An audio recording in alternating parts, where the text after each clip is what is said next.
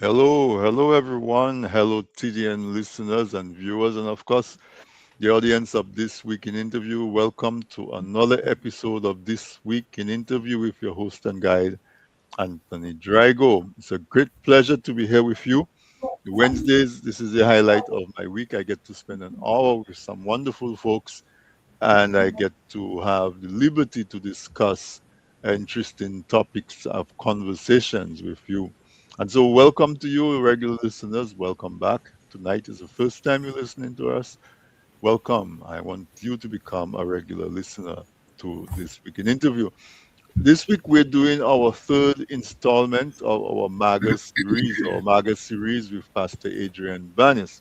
And of course, MAGA can be what you make it, but in our term, MAGA means make agriculture great again. Make agriculture great again. And we are here with this most experienced and practicing farmer and entrepreneur, Pastor Adrian Banis.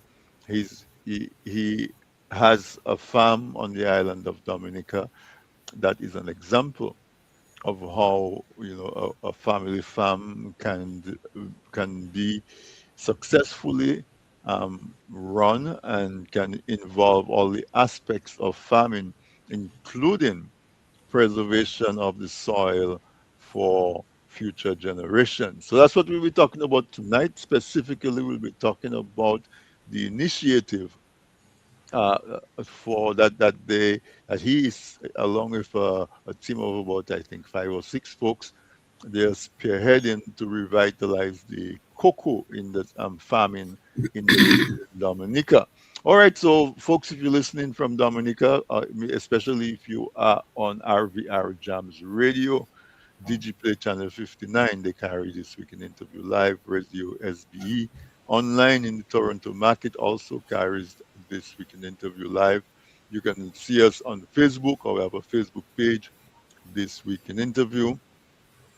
We have a YouTube channel, This Week in Interview, also TDN has both a Facebook page and a YouTube channel that carries this program. We're on the different platforms as well, Roku, uh, Instagram, all of the other platforms. And so, what you can do if you're on one of those channels, give us a like, share the link, let people know what we are on about. We are about sharing information, helping our audience become more educated. We have the most informed and educated audience on social media, and we plan to stay ahead of that.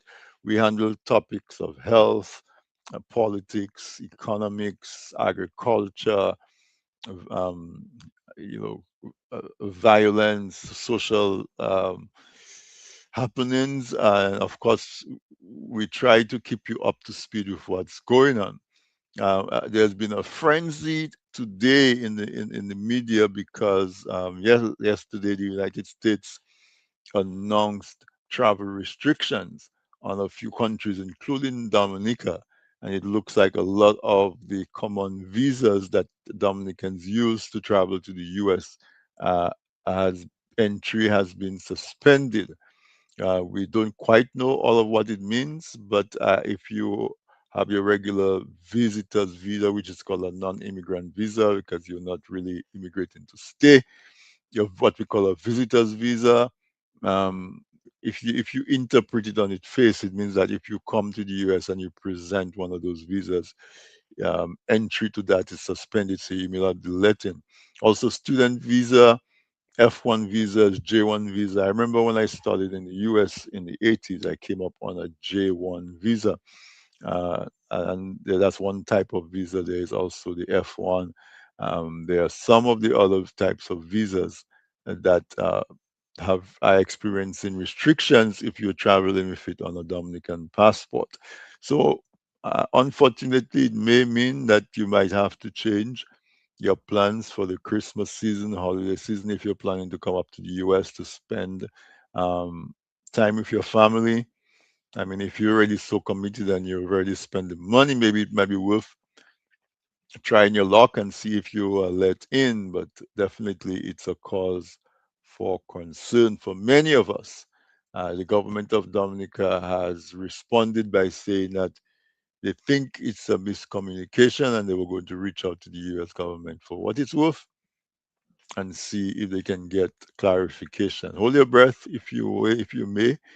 I hope you have plenty lalin because it doesn't look good. Um, Billy, my guest tonight, Adrian, is from Trento, and we know Trento people, they had to cross the Bushiwi and the Kalis to come to church, to come to school, and they have plenty lalin. When you go Right then. Bushiwi, that's But them guys swim, I from swim that Trento. river already. Exactly. They were the best swimmers. And so maybe somebody like Adrian might be able to hold his breath long enough, I telling you. wait for the government to come back with some kind of answer resolution. But people like me, that was always afraid to go in Maho, that section, deep section, I might not I might not have enough lalin to survive that. But Oh, that's not wow. what we're here for tonight. Tonight, Adrian is joining us, as I said, for the third installment of our MAGA series. We're looking to make agriculture great again in Dominica. Once upon a time, Dominica was just prolific in the production of agricultural produce, from bananas to yams to potatoes to plantains to citrus, avocado, ginger, um, or just even passion fruit, just name it, Dominica. Every week we had first boats leaving Dominica going to the neighboring islands with so much of our produce. And in the last few years, we've seen a decline of that, precipitated by the loss of the banana and preferential treatment in the European market, but also just a general shift away from agriculture, the economy moving more towards a service economy. People live in the countryside, going to Roseau to work out in clerical and administrative and security and different types of service oriented careers. So when I went to Dominica, I was very surprised to see the amount of land that used to be under production that is just has just been abandoned. As we said, it's just bush now. But we have a few specks of bright light among that landscape, and one of them is Adrian Banis and his family and his wife and his children, they're deeply involved in agriculture. And not only just bear crops and they sell it, but they also do value added. They also do value added in terms of agro processing. So we are doing a series on food cultivation and land preservation and so on, and how we can go about generating more excitement, more interest among agriculture. How can we get our young people to be interested so we can have a new generation of farmers? How can we adapt our agricultural practices to meet 2025 state of affairs in terms of technology, in terms of communication, in terms of knowledge, and all of that? So, without further ado, let me welcome Adrian back on the series. So far, our series is going good, Adrian. This is the third one. And tonight we're going to talk about kako, as we used to call it when we were growing up. Kako. Some people say cocoa, some people say kakoa, but we So call it it was a kako. cacao. Cacao. Cacao, cacao. But we don't confuse it like that. We call it kako, or some of us call it cocoa. And so you on here because you grow cocoa and you process cocoa in a sense, like you make cocoa for drinking, and I know you supply to some of the chocolate producers on the Yeah. island. So welcome, and in your intro, talk about your excitement and your initiative that you're taking around reviving cocoa farming in Dominica. Yes. Good evening, everybody. Good evening to all those of you on the different social media. It's a pleasure to be back again because we are destined to make agriculture great again in Dominica. And to do that, somebody have to take the initiative. And I've decided to take the initiative, not by just talking, but also being practical. And so tonight we want to talk cocoa rehabilitation. It's a project that we are putting forward, and we are looking forward to get more farmers involved. I remember growing up, we used to have a lot of intercropping where you plant different crops. People would plant, if it's banana, they would have banana, they would have coconut, they would have soursop, they would have cocoa, they would have coffee, they would have all kinds of avocado, all kind of different stuff. But when the heyday of the bananas, what happened? We narrowed down to one crop because it had everybody busy because you have to use lots of chemical and you have to spray drums of gromazone and so many different things. But since after the heyday of bananas and then you had this government getting into power and they moved into passport selling. And I remember one guy said, um, banana is a has-been industry. And another one said that it is not passport is what. But today you heard the news. Mr. Drago brought it out. A very, very dramatic way. But it is a reality that is facing us right now. And that tells us we cannot always depend upon persons, depends upon country. And one of the big mistakes I always say that our governments in the region have done, they have left all our resources there and allowed China and all these other countries come and exploit our resources. And then they depend upon grant and loans. And everything I was saying today to someone, the amount of tariffs we have in Dominica, we could have made billions of dollars out of tariffs. I went to St. Lucia and they have a white dirt put in on as their base, a white dirt as their base. Most of the countries, they haven't got the luxury of what we have in Dominica with tariffs and stones and the sand and the river and the food that we have. So we are we are now looking at the food industry, how we can take the food industry to a more sustainable way. And to do that, we are looking to see how much we can add value to our different products. Hence, as I say, as you know, that I'm really involved in agro processing, and I want to add value to every crop I grow. I want to add value to it. Trust me. I was just looking at how I can take cucumber and make a nice cucumber to make a nice snack. And I'm just in my mind already formulating how I'm going to do it. So I want to give it a try and to see how it's going to work. So once that work and then I package that, you will have a nice snack for you to eat from cucumbers. All right. All right. Right. So our topic here tonight is about cocoa. And cocoa, I'm going to give a little story. I remember when I was a young boy, we used to drink a lot of cocoa for sure. I living in Toronto. Cocoa, roast breadfruit, and roast plantain, and roast cocoy. And you have your little egg, your local egg, and your fish, your cucumber. There was a big cucumber, man. Our parents used to have well, you see, one cucumber you can make that twice or three times. And our parents used to make some heavy breakfast for us. Not like today, the man just go and take a Vienna sausage and take a bread and take a tea.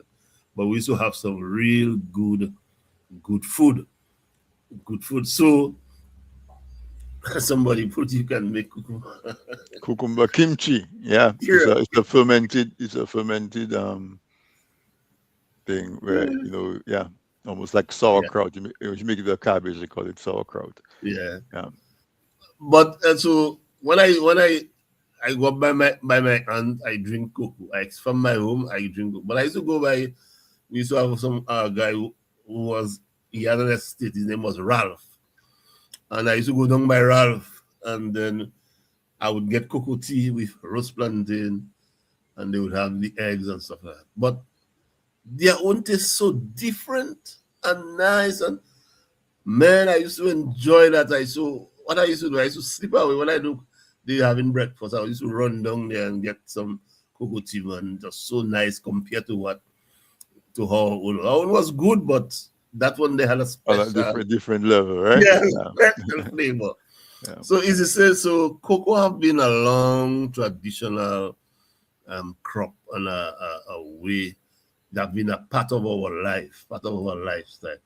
We can't afford to allow cocoa to disappear. And right now, I was trying to get they did a research on cocoa in Dominica, and although the guy told me that he made it to me, I was looking for it, and they have all the characteristics. It's just specifically on Dominica. I want to put my hand on that document to really see to see.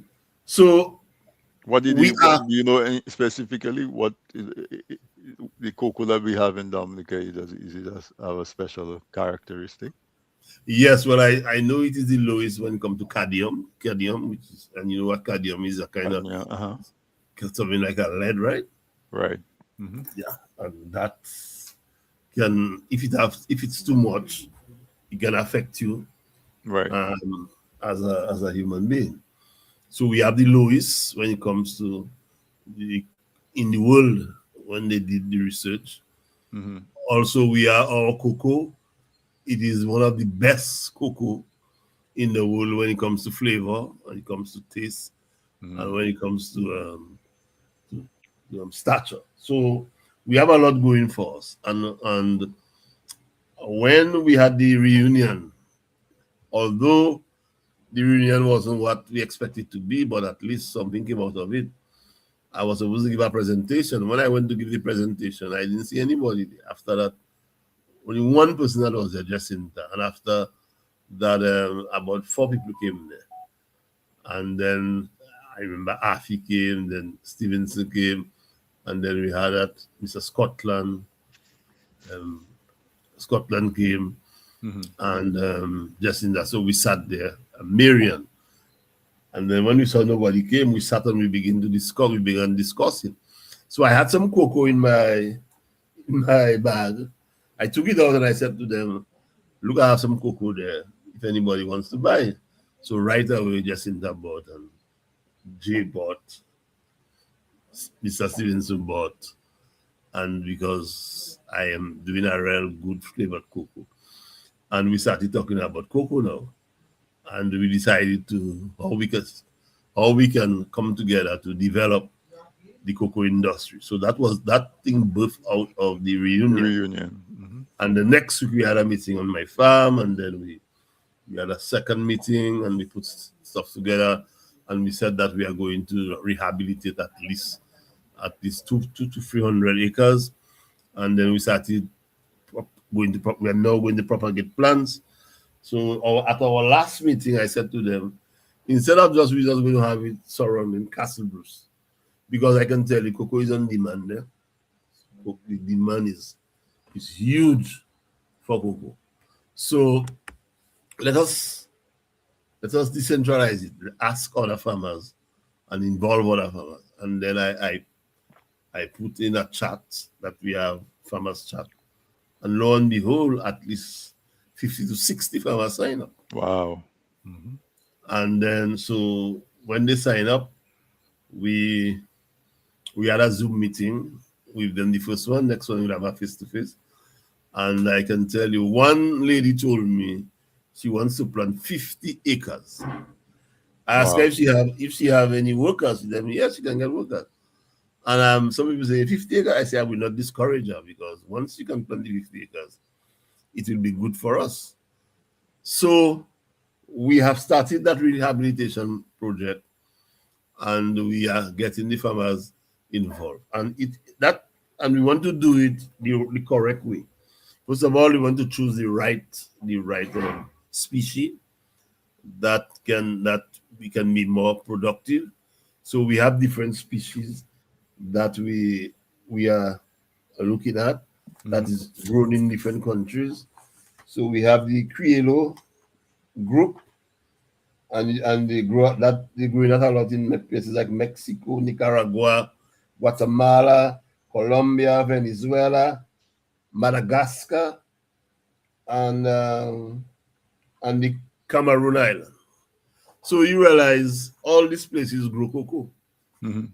And Dominica is not mentioned, when it comes to all that. And they focus on the Criollo. The Criollo type, they had it in these islands. Even even Samoa Island, they have all that there. And this was the main characteristics in the group. And but this cocoa bean there, what you find, it is not so productive when it comes to the small, and they're not really productive. So Mhm. so what they do as time evolves, they began discovering other species. So then you have the Forastero. The Forastero group is another one. It is growing the Amazonia. It is growing Peru, Ecuador, Colombia, and Venezuela also. And not too long, I heard Brazil said that they're going to plant at least 5,000 acres of cocoa. Brazil. Wow. Mhm. And I'm not saying nothing from Dominica. And it's not too late. Since after Maria, we wanted to get back into our cocoa production. But as you know, people are depending on the government for plants, for seeds, for not seeds, but they're depending upon them for plants. For the But seedlings, as I always say to people, if we as farmers, we need to take control of our business. Mhm. Farming is our business. We cannot allow and depend upon people to run our business for us. And I remember when I was in Grenada, I was saying to her, I said to a friend of mine, man, farmers need to take control of their business. The government does to privatize agriculture, give it to us so that us running. You know what he told me? The government will never do that because that is where they have the bulk of their votes. If they So, do that, they finish. wow. Wow. I say, man, that's what you're saying. He tell me, yes, the government will not do that because that is where their votes are. Anyways, but I'm still pushing. And so I said the Ferrastero, and the Ferrastero is a very good one. It's a good species, and then it's thick, it's very woody. The yield is very high, right? And it's very good for chocolate. It have the bitter taste. But Okay. the real one that what we want to propagate is the Trinitario. Trinitario came from Trinidad, and but the good thing about it can fight. It is resistant to the environment, so it is low on pest and disease. So Mhm. the pest and disease is not going to affect it like how it will affect the the Criollo or the Ferrester. So this is where we have to get, and also it is good to do your chocolate. It is good for sticks, and it's a more prolific. It's more prolific, and it have more seeds in the pod. So it has a lot of advantages, especially as it was done in the Caribbean in Trinidad. So Dominica, we are really blessed to now see how we can put in about a good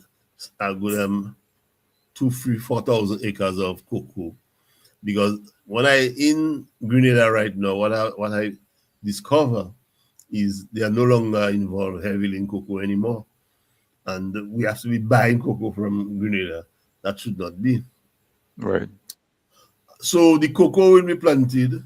So what we want to do is to focus now on our production to make sure we have enough production, and then we will be able to train farmers how to plant, or when to plant, and how to manage their plots in terms of pruning, in terms of fertilizing, even how you harvest. As you know, before we used to harvest the cocoa and just go and just twist it like that. But that now is destroying. the shoots, because if you cut it from the tree, cut the cocoa head with a Hmm. knife or a Hmm. sakite, the little piece that remain there, that's where the cocoa comes out again.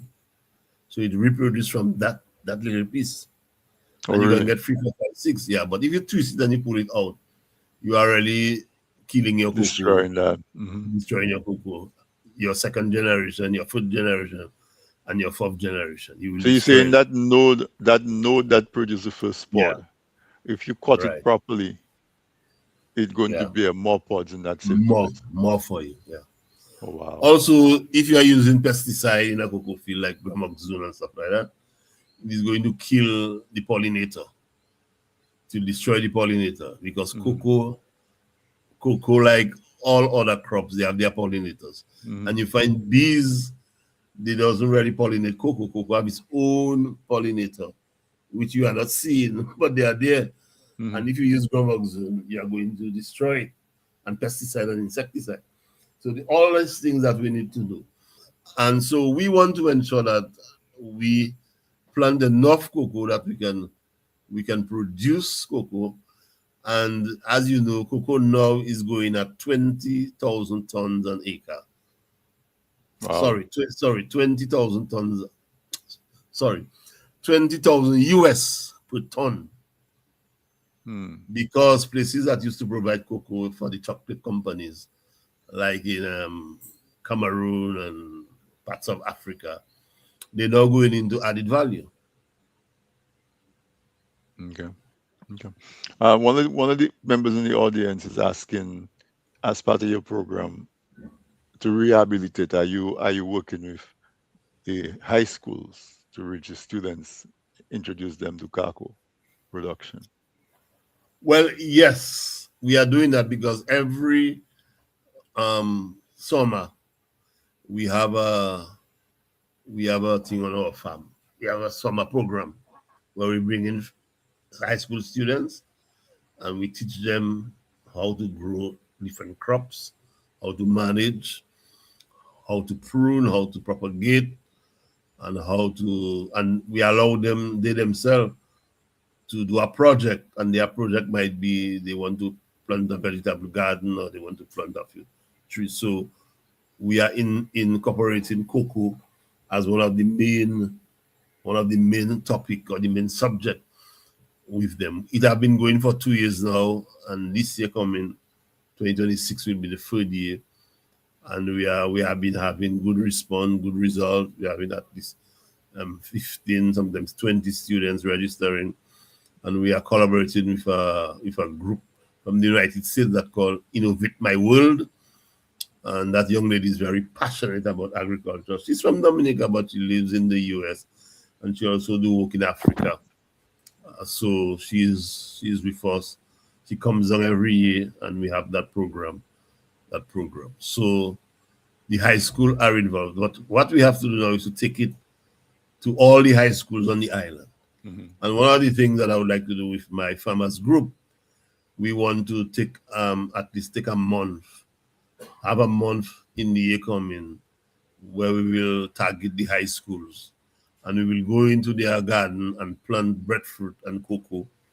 At least put 2 trees of breadfruit, cocoa, citrus. So they have two of each, so the children that are coming will know about citrus, they'll know about cocoa. And we are going to also develop a document on cocoa production. So Okay. we are just putting it together. Oh, you say you're focusing on production. Do you have data in Dominica as to say how much cocoa you should expect to be able to get from an acre in a year or so? Or We that's already still have we do not really have that data yet. not yet. I cannot say. I have to do some more research, but I doubt, because in Dominica we already have it. We are not doing things with data. Right. It's just, but that is something that I'm trying to incorporate right now into my farming, to have data, because Right. data is important. Because if you have data, Extremely it's so. like history. If Hmm. you know history, you will not repeat some of the things that they did. You'll be able to know that experience was bad. Why should I go into it? So that's Right. what data do. Data helps you to advance and to And do to things plan better. and to make decisions and to Right, plan. right. As the listener asked about the schools, that's what I was asking, because that's why that came into my mind, is Yeah. as you can get the students involved in canvassing the various farmers and finding out what their yields are, and all the Mm. different data items. I'm going to take a break now. When we come Yeah. back, I want us to talk. We'll continue with production and the plans that you have, the timelines that we anticipate, and we'll talk about the cocoa itself. Mhm.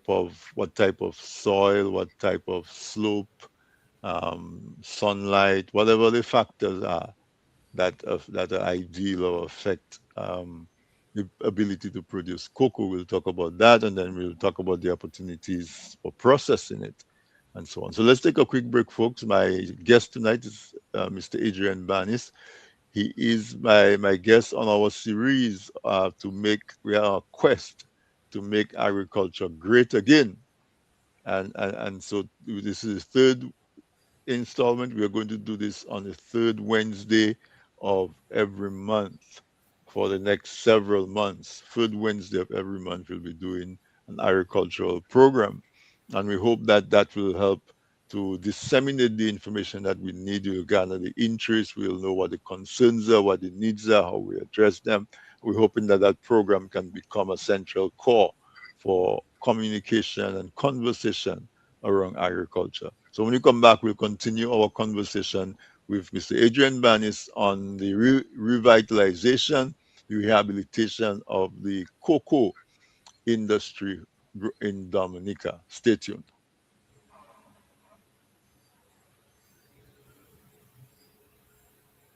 Presented by. People say I've got a great smile. Well, I have to say, this is all thanks to the professional team at Beacon Dental Group right here in Dorchester, Massachusetts. I've got world-class dental care. Beacon Dental Group has expert and caring staff dedicated to providing the most advanced and satisfactory treatment in all aspects of oral health. Their services are designed to meet your needs and give you a perfect smile, too.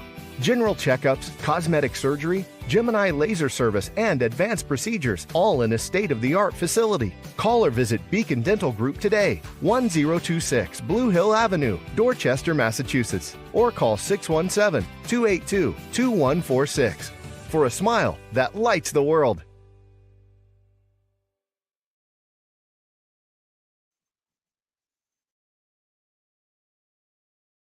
Running a radio station shouldn't be chaos. It should be simple, smart, and professional. With Joan Premium, your entire week schedule is beautifully organized and easy to manage.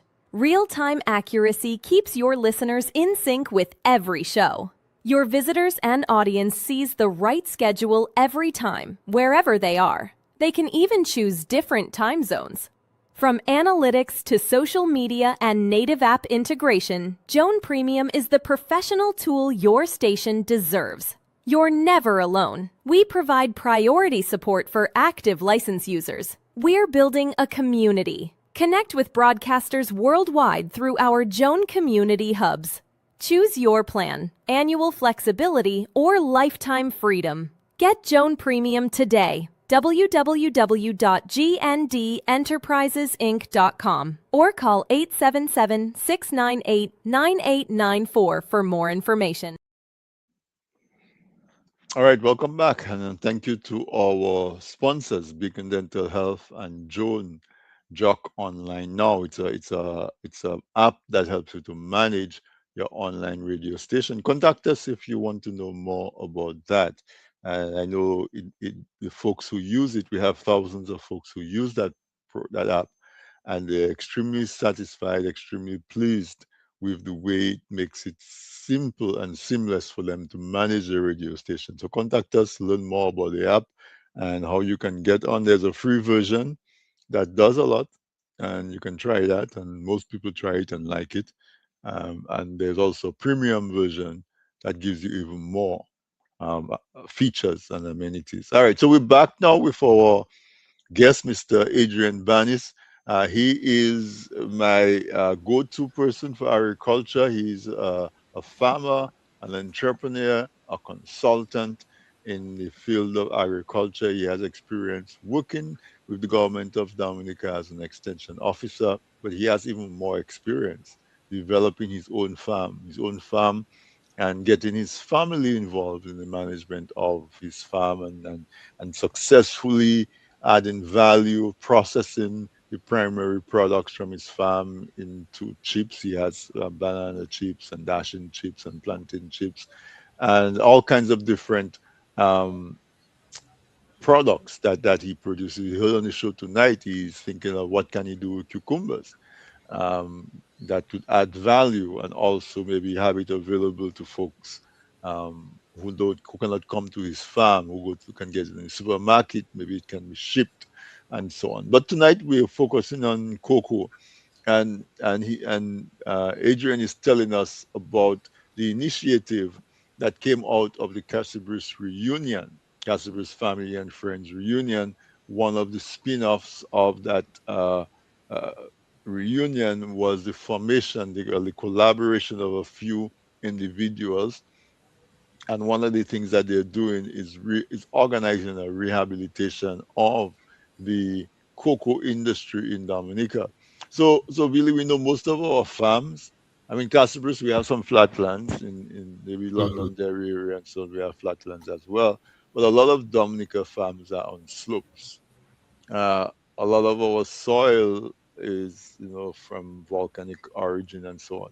Let's talk about the factors, the agricultural factors that affects cocoa production, whether positively or negatively, or is not necessarily negatively, but if you have that type of condition, this is what you need to pay attention to. Talk to us about that. Well, the good thing about cocoa can grow everywhere. Oh, really? Okay. You can, yeah, anywhere and everywhere. The only thing that cocoa, well, nowadays, I didn't used to see that before, is the black pod, where there is a disease that comes and it get the pods black, and Hmm. then the pods then it dry out and it's following on. But there are things that you can control. You Okay. can control the black pod with. But cocoa grow everywhere and anywhere, whether it's a high altitude or a low altitude or a semi-high or semi-low, cocoa will grow anywhere you put it. And cocoa doesn't die like that. But I remember if you go back now into the mountains, you will still see cocoa trees that were planted over 60, 70, almost 100 years ago. So it's a crop that have a long lifespan. It doesn't die like that. And And so its that's why you find productivity increases as yes, time goes on, right? and that's why you find in Dominica you have number centurion, because we drink a lot of cocoa in Dominica. As a Hmm. matter of fact, that is the only thing I drink: cocoa or coffee. I Mhm. can't drink anything like people drinking Milo and all this kind of, I can't drink that. Give me my cocoa or my coffee.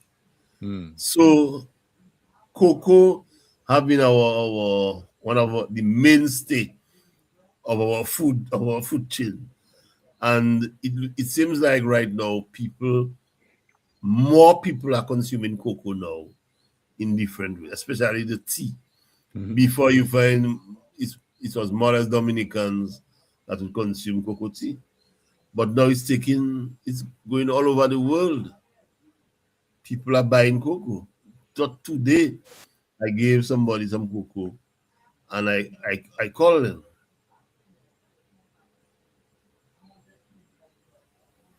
No, it will not really affect the quality or the taste. As a matter of fact, is what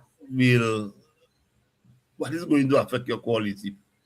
Probably if you do not ferment properly. Mm. Cocoa is all about fermentation. Okay. And if you have the right species, the right cultivar, you'll also get the right flavor. So as I Okay. said, the two that we are already promoting is the Trinitario and the Foresto. These are the two best species for processing, and for also they are very They are very resilient to rigid conditions, Okay. so they can fight diseases. The other two, like the I call it the Criollo, Grillo. it's very susceptible to diseases. So it is, and then it's high in maintenance. So it's not something that you'd want to venture going into. Okay. Okay. So I hope I answered that question. Yeah, he did. You did. And I think he probably joined a little late. He asked about the price, and you say it was 20,000 US dollars Twenty for a ton. thousand US a ton right now. A ton. Yeah. Okay. Okay. So so cocoa can grow almost anywhere. That's what you say. Yeah. Yeah, yeah. What kind of crops can you intercrop cocoa with? Well, you can intercrop cocoa with plantain Hmm. and banana. Why? Because the cocoa needs shade, a certain level of shade for it to Hmm. grow and produce. So if you have plans of planting cocoa, you plant your bananas, and when your bananas have 8 months, you put in your cocoa plants. Hmm. The cocoa will take 18 months to 2 years to start bearing. Especially those that you propagate, and you graft them, they will bear in 18 months to 2 years.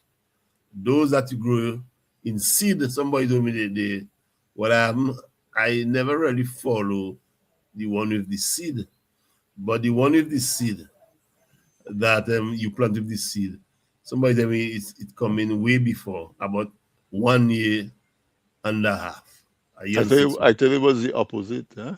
I too, Oh wow. but Okay. yeah, but but cocoa is not going to take time. And right now, I have come up with different techniques of planting. Hmm. So I by the moon, and if you Right. plant the cocoa in the right moon, in a matter of a year and 6 months to 2 years, in 3 years you're gonna have bumper crop, Hmm. because the moon that I'm using, the cocoa grows start growing from the root, and you will have four, five, six in a little Cluster. Hmm. cluster, Right. five, four. And then one time I brought a guy on my farm, and when I show you, you never see a picture on my phone. I never took it out. A cocoa tree, and the amount of cocoa that was on that tree. I had to take the picture and make it my status. Oh, wow. Wow. And that is the foresting of variety. Yes, yeah, Mm. yeah, yeah. Now the other thing about cocoa is a very good plant for rebuilding soil. Hmm. Leaves. Again, I'm going back to my parents, my father. I remember we had a few cocoa trees, and they were big cocoa trees. But in the root of the cocoa, you used to put babaure, the local yam, babaure you calling it. And man, when babaure season on, one of the beds in the root of the cocoa, with no fertilizer, no fertilizer, Wow. you will take out a basket full of 2 baskets of cocoa of babaule. So this is something that enrich your soil and can also provide lots of food without you applying any synthetic fertilizers. Also, it helps control your weed. Yeah, on the cocoa trees have no weeds. Period. Right. It helps control your weed. Yeah, because so And many then, leaves that drop in on yeah, the ground, right. it forms like a carpet on the ground. Which now you can plant Tanya, and you will get a good reward if you are planting Tanya in the midst of your cocoa. So cocoa Wow. have a lot of advantage, and it's just, but we were not taught of the advantage of cocoa, because people who just plant cocoa, and they don't worry that second they have cocoa, they root a few and Yeah, they make mostly for their own use, right? But yeah, if you're growing it as an economic crop, yeah. so I so planted so on an acre of land, Adrian, how many I mean, let's assume you have somebody comes to you, let's say, and what they have is 2 or 3 acres of land, and they say, help me to organize my farm. I want to have some cocoa as maybe as my primary crop, but you saying that we can do more than just cocoa. Um, what you how many plants would they have? I mean, those are the kind of data. And I know you're just starting up, so maybe you don't have all the data, but in anticipation, how many And it plants will they take would be looking for? about 80 to 90 plants. An Based acre. on based on how you line. Now there are two ways that you can line. You can line Hmm. either triangle or you Hmm. can line square. Square. Okay. But the best way of lining is triangle. Why it is triangle? Because you will cover more space. Number one. Number two, if there is any hurricane or thing, they'll fall in between. They will not fall upon each other. Okay. And so it's easy for you to go back in the farm and rehabilitate or clear the path. That should And be the triangular, you say? triangular, yeah. Triangular. Triangle. Okay.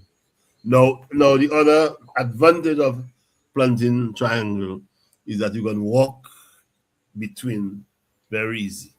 Okay. Okay. So somebody asked, what is the goal? What is your goal of the group? Into you say you're going to revitalize farming, the cocoa farming in Dominica. Is it mostly for local consumption?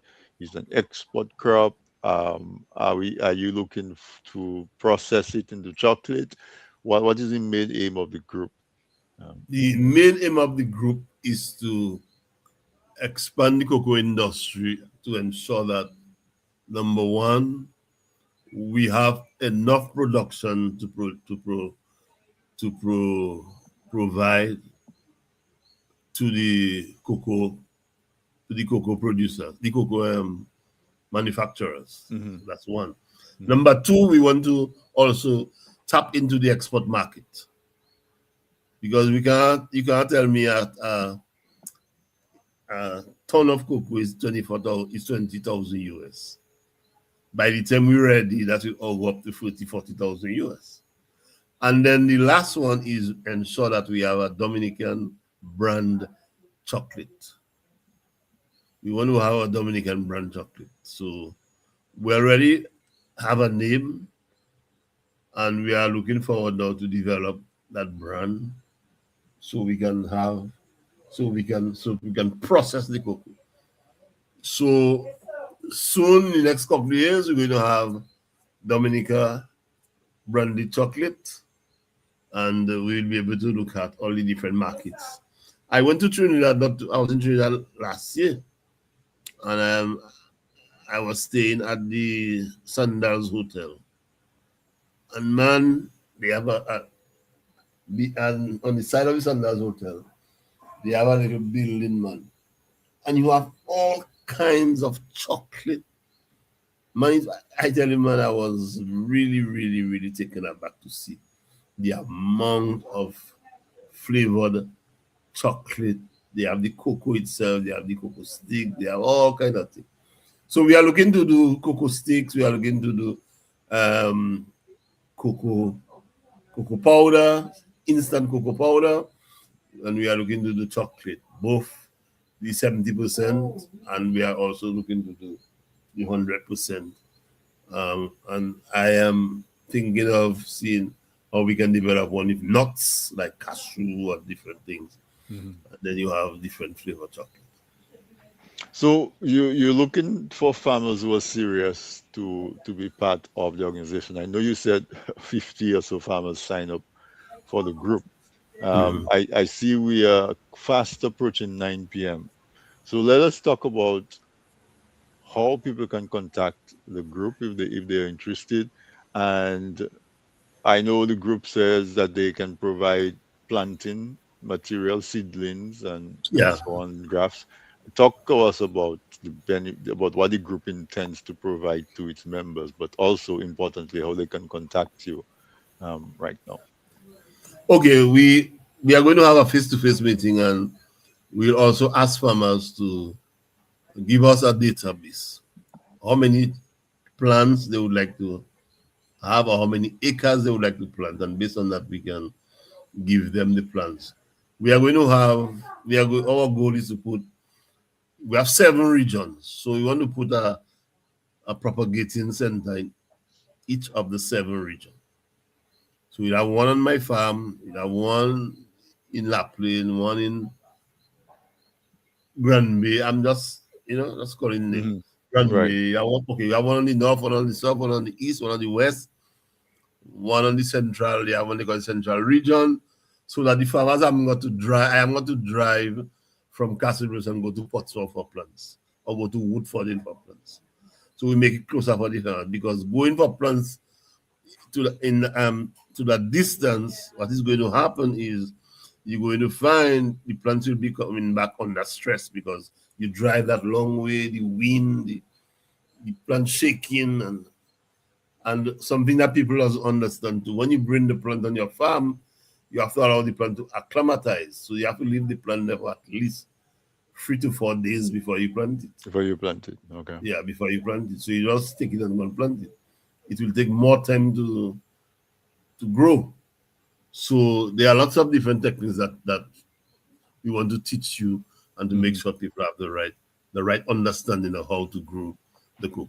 So then we in these propagating centers, you'll be able to come there and get your plants, but as a group, we don't want to practice giving people free things and have them to depend on you. They'll make a contribution for the plant, so that they know when they made an investment, and when they go back to their farm and plant, they know, well, I invested in these plants. I have to ensure that they bring back returns from.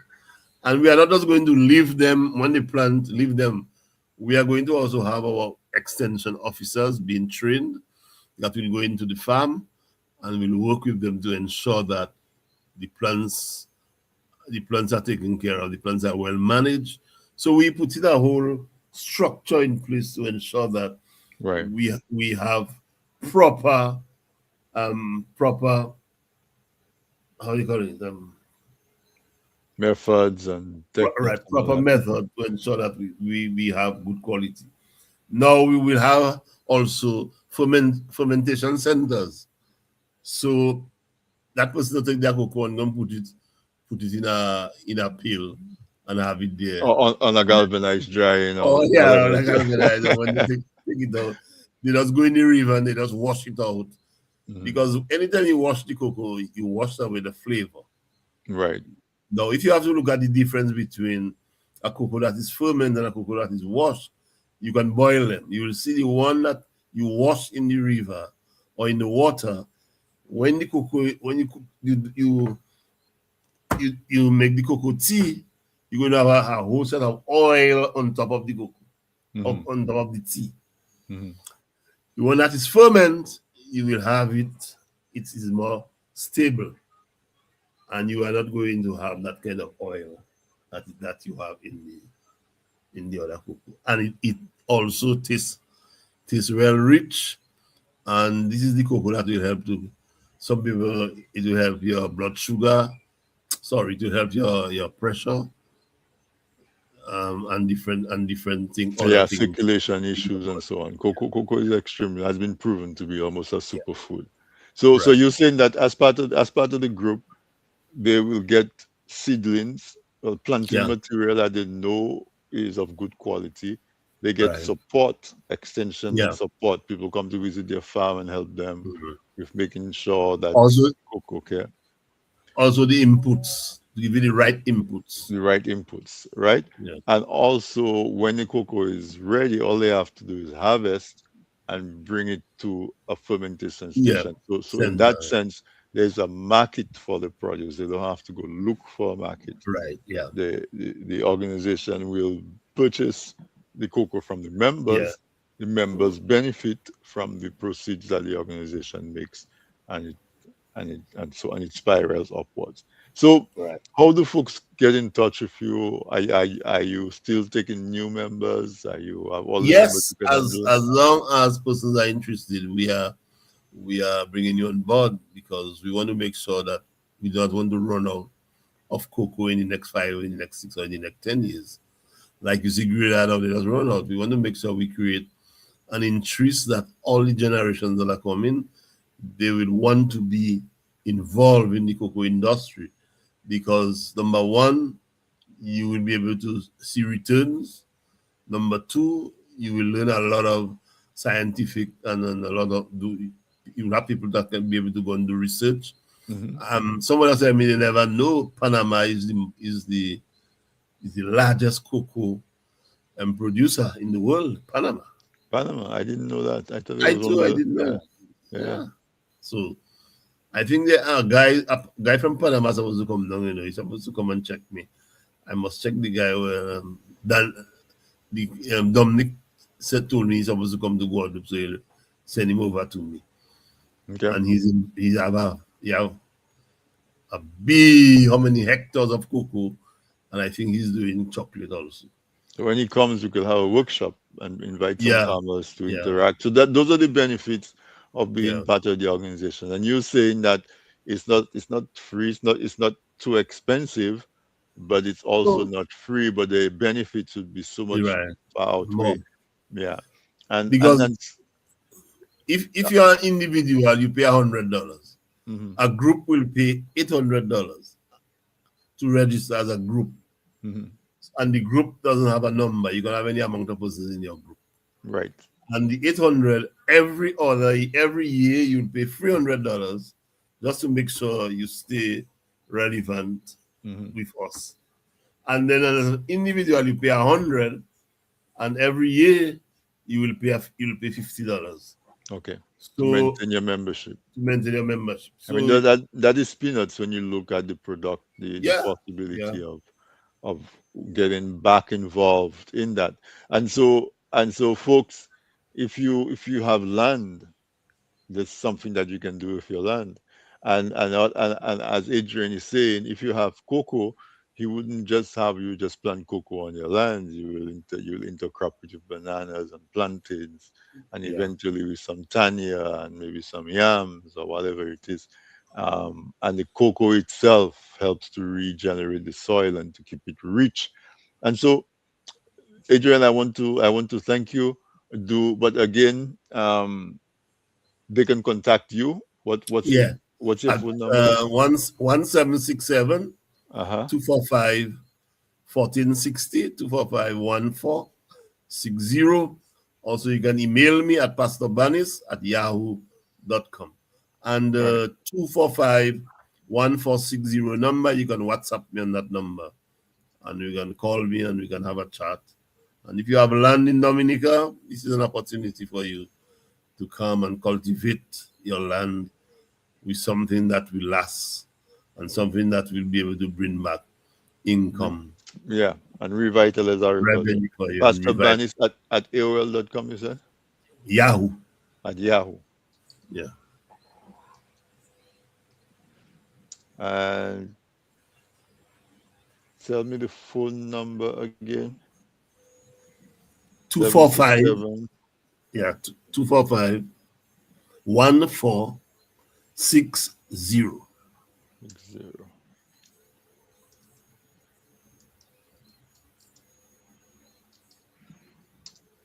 All right, folks. So there you have it. You can contact Adrian, and he'll put you in touch with the rest of the group. Yeah. On the services that he has, you tell him where your land is. He'll help you to organize. That's something that he does. He goes to the different islands and do it. He's involved in that aspect of farming, farm development, farm management, farm organization, farm design, farming planning, and just general advice as to how you can maximize the return that you have from your farm. And then I started the conversation tonight by lamenting that there's so much land in Dominica that used to be under Yeah. agricultural production that's now just for years now just been lying fallow. In a sense, that's a good thing because probably we can probably call that land organic again Yeah. because it's Yeah. been rested for a while. And so if you decide to do something like cocoa or some of these other crop, you can easily claim that your produce is organic, because it's been laying fallow with, just the plant itself, the land itself cleansing itself. And so we, at the end of our conversation, I hope we encouraged you about cocoa. Look out for the Dominica branded chocolate. Look out for properly produced cocoa for drinking. As Adrian said, if it's processed properly, you will get a different taste. I remember growing up, we grow cocoa. You crack them, you put them on the ground you leave them in the pod. After you crack them, you sweating them. After a few days, when the pulp has deteriorated around the seeds, you take that, you wash it, you dry it in the sun, you roast it, um, and then you pong it, or you grind it into drinking cocoa. Tonight we're learning that we shouldn't be washing it. After we ferment it, we should leave it, let that fermentation process continue, and after that you roast and process it. So, and then you get a better drinking cocoa, and that is the type of cocoa that you can use to make chocolate. So we're learning. Thank you so much for the knowledge. It's obvious that you're passionate about your farming. And so, the audience, I want to thank you for staying with us. From your comments, I can see that you learned a lot. If you have land in Dominica, if your family have land in Dominica, if you know somebody who has land in Dominica, get in touch with Adrian, and he will help to put you on track in terms of designing your farm and so on. So, Adrian, closing remarks. Let's and let you go. All right, everybody. It was really a pleasure having you all tonight, and I trust that what was shared, that you'll be able to at least go back and relax and just think about the vast opportunities that are there in the cocoa industry, and you can now say to yourself, let me go and plan my retirement fund, so you can use cocoa for your retirement plan instead of going to invest in the insurance. You can invest, take some from the insurance and invest some in in, the cocoa. in I'm not telling you to not to invest in your insurance, but you can be wise. Once you invest in the insurance, you can also invest in cocoa, because cocoa doesn't die like that. Cocoa is not going to die unless if you leave it and allow grass and. But once you are taking care of cocoa, you have cocoa for a lifetime. Right. And it's also sort of resistant to the hurricanes because Yes, the yeah, branches break and they just continue growing. yeah. I have seen the trees fall on the ground and it just stay there, and their roots come back, and they just continue to bear. And Um, also, and you in the diaspora and you want to be part of our group, you can also WhatsApp me or email me, and you want to contribute also to the group. Sometimes there are groups in the US, and you see what is happening in Dominica. Maybe you have some money. You don't need to send $50. Everybody, as I always say, my concept is if 50 people put $1, you have $50. So if 100 people put $1, you have $100. So these are ways and means that you can do an investment, because you never know what that investment can do. The mere fact you invest by sending your gift, or contributing toward the development of the cocoa. I know one guy who said to me, there's a lady in England who sends him a couple £100 every year, just to give farmers fertilizer, give farmers different things like rat bait and stuff like that, to help them to take care of their farms. So she's not directly in Dominica, but because she have some finance, she just want to contribute to make mhm, sure that mhm, the farmers receive some form of assistance. So mhm. there are different people, and you will never regret it, because when you come down, you'll be able to get your chocolate, your cocoa. We'll take your name when you send it, and when you come down, we'll leave your package there for you, so you can go back to America enjoying your cocoa. All right. So there we have it, folks. The revitalization of the cocoa industry in Dominica. Let's make agriculture great again in Dominica. And one of the ways, lucrative ways that we can come through that is through the cocoa industry. And so I want to thank you, Adrian. And this is my opportunity to say Merry Christmas, Happy New Year. Those of you that call it by a different way, enjoy your holidays. Next week, Wednesday, is Christmas Eve, so I'm not going to hold you to coming to, so we won't have a program next week Wednesday, and the following Wednesday is also New Year's Eve, so we will not have a program on those two Wednesdays. It's just too close. People are too occupied. So next to Christmas Eve there'll be no program, and of course on New Year's Eve there will not be a program either. So the next program would be on the 6th. I think the 6th will be the Wednesday um, of January. Let me check my calendar before I give you bad advice. But if my calculations serve me right, and it usually does, first day will be the first. Okay, yeah, Wednesday will be the 7th. The 7th of January will be Wednesday. That will be the next program that we'll have. So Merry Christmas, everybody. Happy New Year. Happy holidays. Enjoy it. Eat as much as you can, drink as much as you can. If it's alcohol, don't drive. Um, just have a merry time, enjoy family. It's a wonderful time to be around family. So I want to say thank you so much, Adrian. Happy holidays to you and your family, and I Thank you, will man. see you. Thank you. All Appreciate right, it, man. the next Same here to installment. you, man. Happy Thank you. holidays to you and your family. Thank you very much. Yeah. The next installment of MAGA, Make Agriculture Great Again, will be on the third Wednesday of January, which will be the 21st of January. All Yeah. right. So we'll see everybody then. Good night, um, Adrian. All right. All right. So folks, there you have it.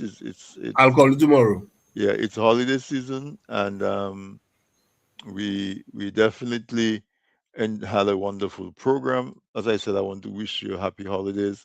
We will not have a program next week or the following week, and we will start the new year with a bang. Those of you in Dominica, I don't know if you are aware of the issues that's going on at Pegua, Debush, with the unauthorized mining that's going on in their branch, whether it's for stone or for whatever else. It has not been authorized. There has not been proper environmental assessments going on. So we an elbow deep in that fight. Uh, so let's get your support. We a fragile environment in Dominica, and we need to protect that fiercely. And I was very heartened on Monday. This TDN carried it live. There's a program that was held, and it was really managed and orchestrated by young professionals. They look like they're in their 20s, maybe they're in their 30s, but they're really young, and it's really encouraging to see young people so engaged and so involved and so passionate. And so we encourage you to support them. In the new year, we'll be coming to you to support that cause, because it looks like the government may not be willing to stop that operation very easily. And as Dominicans, it is our obligation to make sure that we preserve Dominica for our grandchildren to be able to enjoy. We have something to hand back to them. And so, if you are being affected by some of the travel changes in information, I hope that you are finding correct information and it doesn't have too much of a negative effect on you and your family. So, folks, happy holidays. Happy holidays to the team, the This Week in Interview team, the TDN team. Happy holidays to you. Have a blessed Christmas. And I wish you all the prosperity for 2026. Good night, everyone.